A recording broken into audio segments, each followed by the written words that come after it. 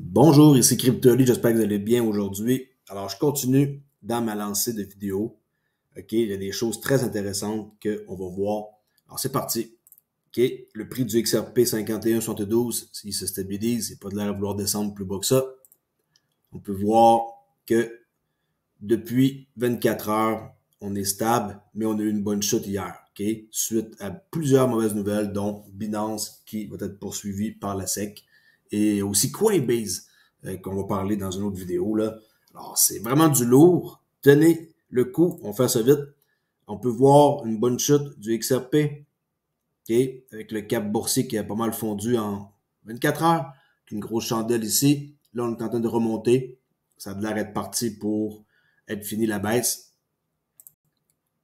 Question que je vous pose, est-ce que vous croyez un scénario tel que proposé ici par l'introduction en bourse de Ripple qu'on sait qui est très, très, très probable. Et il y a des sociétés d'investissement qui se sont réunies en privé, là, OK, et ont parlé de rumeurs en quoi que le prix pourrait être de 600 $ par action. Est-ce que vous croyez à ça? Oui ou non? 600 $ par action quand que le XRP, quand Ripple vont introduire plutôt leur action en bourse. OK? Le document que j'avais dit tantôt, de la page de William Inman, on voit ici avec Wayback Machine que on peut voir qu'avant, on avait la bio, okay, qui était en bas comme ça de son nom. Et si on regarde dans Wayback Machine, ça a disparu. Alors effectivement, sur le site de la SEC, ils ont enlevé ces informations pour ne pas dévoiler trop de choses sur lui. Alors, Monsieur Inman, on a bien hâte de voir les courriels le 13 juin, qui est très, très, très bientôt. D'ailleurs, c'est la semaine prochaine, qui est mardi le 13. La SEC qui poursuit Binance. Ça s'est passé hier, j'en parle aujourd'hui. Et son PDG pour des prétendues violations de valeurs mobilières. C'est toujours pareil, là, finalement, les termes.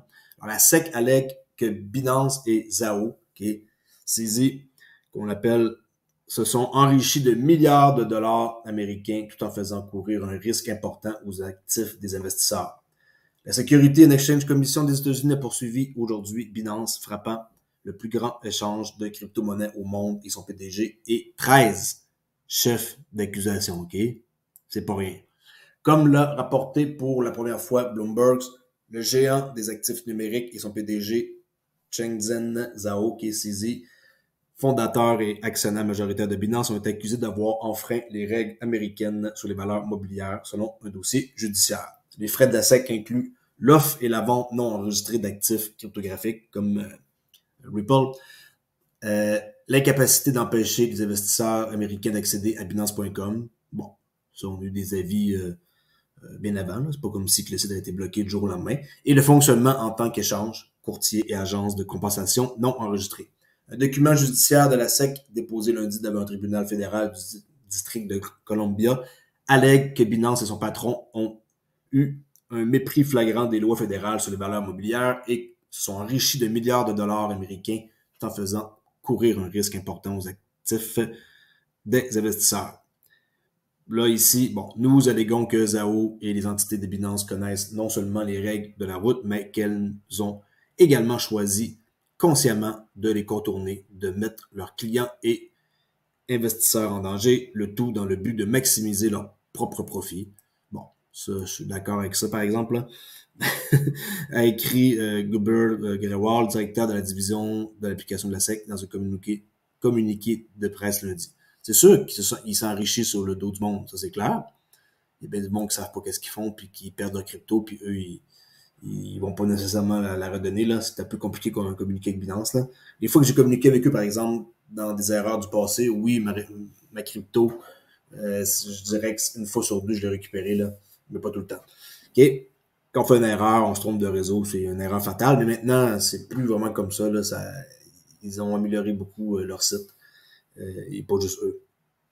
Alors, je me demande, j'ai fait un petit ici document que je pense que, j'ai dit tantôt, juin, juillet devrait être vraiment extrêmement intéressant dans la crypto. Et on va voir un document que je crois qui pourrait arriver. Okay? 3 éléments nécessaires pour introduire une CBDC. Qu'est-ce que ça prendrait? Posez-vous la question. Okay? Moi, je crois que la pénurie mondiale de dollars, okay, c'est le truc numéro 1 qui va arriver.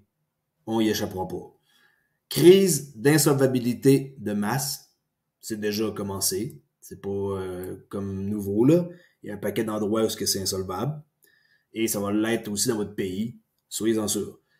Et 3, destruction de l'écosystème de la crypto. Et oui, je crois vraiment qu'ils vont essayer de mettre à terre la crypto pour lancer les CBDC. Et Ripple va être là pour être un joueur important dans ça.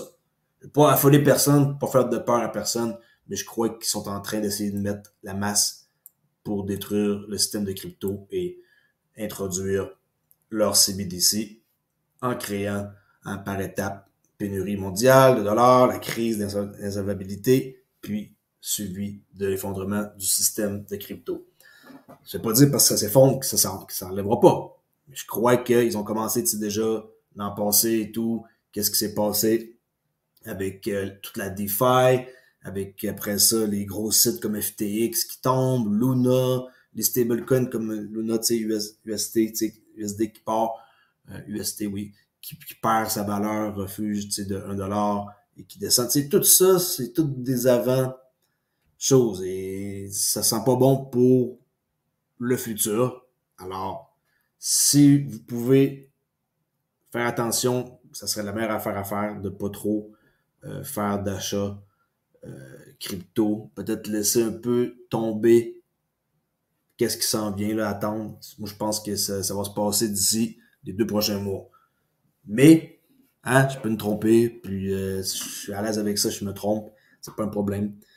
Je pense que le party, ça va commencer bientôt, et les CBDC vont faire partie de notre vie, qu'on le veuille ou pas.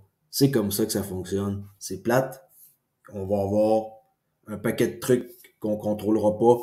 On pourra pas faire qu'est-ce qu'on veut vouloir. On pourra pas dépenser qu'est-ce qu'on veut, quand, pourquoi, puis avec qui. Mais c'est comme ça que c'est. Vous êtes pas supérieur à eux, puis ils vont toujours être supérieurs à nous. Puis ces gens-là, ils ont pas nécessairement des intentions que nous, on aimerait qu'ils aient, mais c'est eux qui sont au pouvoir, c'est pas nous. Il faut se l'admettre, c'est comme ça que ça marche. Alors, l'idée derrière ça, mais qu'est-ce que je peux voir, c'est que les États-Unis, ils vont faire comme un déclenchement d'une pénurie mondiale du dollar qui va servir comme arme.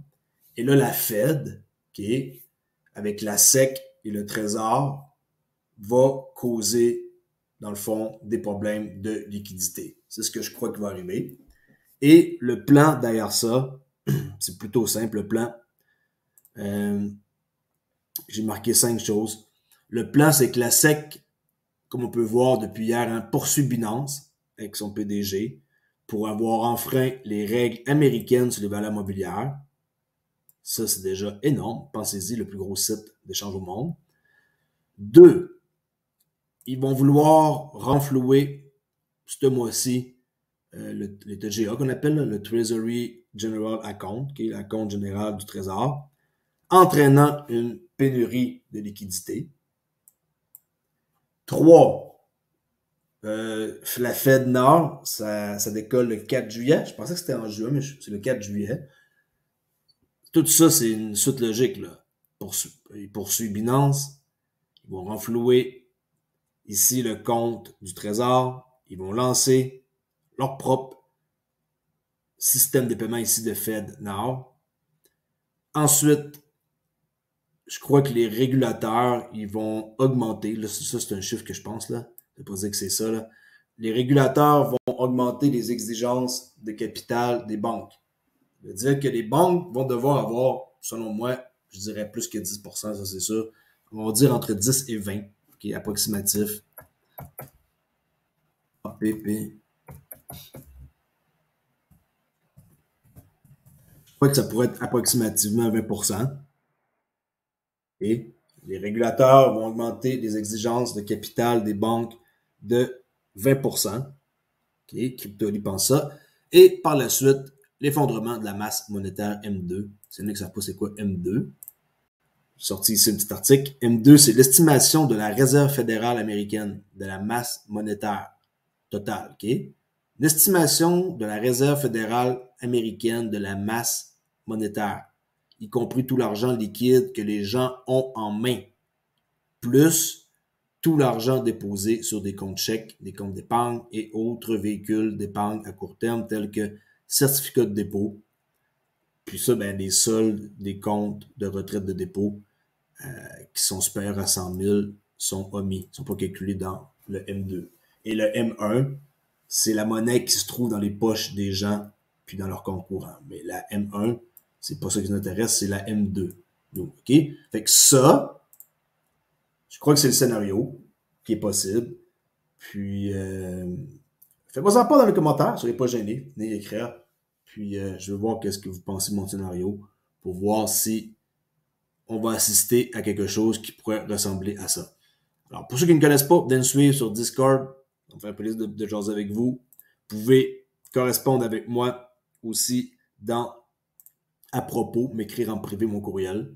N'oubliez pas que j'ai lancé bonjour, ce système pour ceux qui veulent en savoir plus. Quelque chose que peut-être vous ne savez pas. Ceux qui veulent en savoir plus et qui sont curieux, ben, ils peuvent venir rejoindre ma chaîne et m'encourager pour créer du contenu comme que je suis en train de faire. Et ben, j'ai toujours des cours de disponibles gratuits sur Udemy et un cours aussi qui est payant, qui, à ma parole, ont mis en rabais. Udemy, ils mettent en rabais à peu près n'importe quoi quand ça leur tente, là. Fait que si ils veulent profiter ben, d'un rabais de 79%, vous pouvez avoir mon cours pour 29,99 canadiens, là, ce qui est du vol. J'ai 17,5 heures de cours là-dedans. J'ai mis beaucoup d'efforts et vous voyez tous les sujets que ça parle. C'est assez approfondi et vous pouvez aller voir un petit compte rendu ici gratuit de quoi que je parle. Encouragez-moi, venez faire un tour et si vous avez des questions, abonnez-vous. Puis venez faire un tour sur Discord, comme j'ai dit, c'est la place pour pouvoir jaser de crypto dans un environnement où ce que c'est bien contrôlé et que les modérateurs sont là pour vous aider. Merci beaucoup et on va parler dans une prochaine vidéo, c'est sûr, de Coinbase et de XRP comme d'habitude dans les nouvelles. En passant, dites-moi qu'est-ce que vous pensez de 600 $ comme possibilité avec l'action de Ripple. Si c'est possible ou pas comme évaluation pour une introduction à la bourse. Merci beaucoup. Je vous dis à la prochaine vidéo. Ciao!